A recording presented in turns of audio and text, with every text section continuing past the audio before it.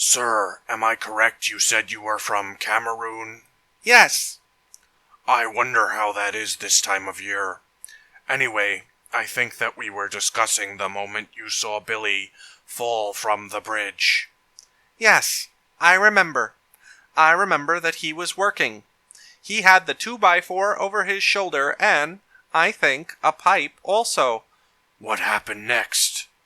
Well, I saw Billy start to wave his arms as if he was losing balance. You know, like this.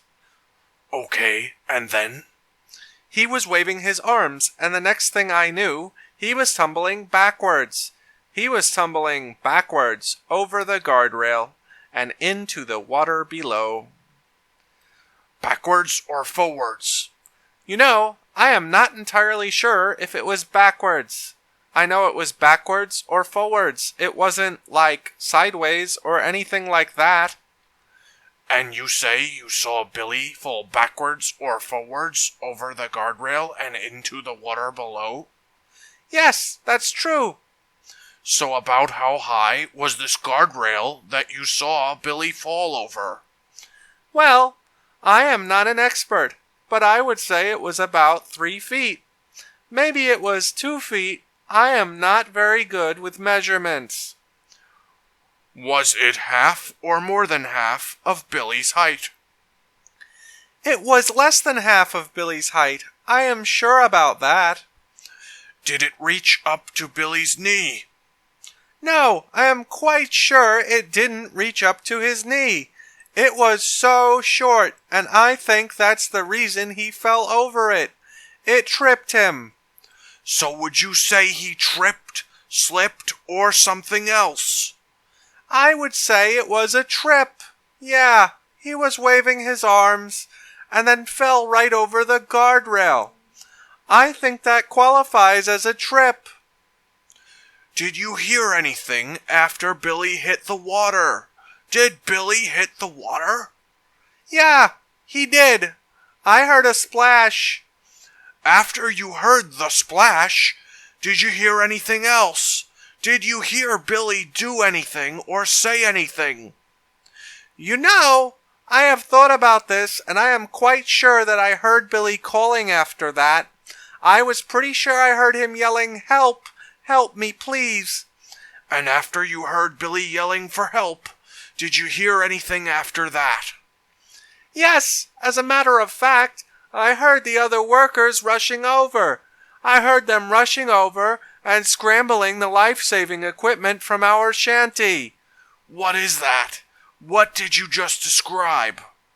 A shanty. It is like a shack. It holds all of our tools and safety equipment. It even has some stuff stocked away like first aid in case of extreme emergencies. Is that because bridge building is dangerous work? It can be. The main structure of the bridge was done and safe.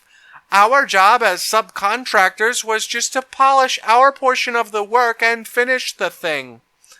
So the structure of the bridge was ready, but not the guardrails? Exactly, not the guardrails.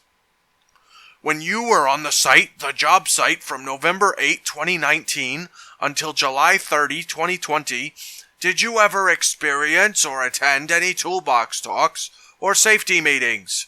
Yes, toolbox talks. Just to go back, can you describe a toolbox talk in general terms for the jury? A toolbox talk is just the foreman or the GC, general contractor, rounds up all the subcontractors or workers for a particular trade, or sometimes multiple trades attend. You might have your plumbers, your carpenters, your ironworkers, whatever.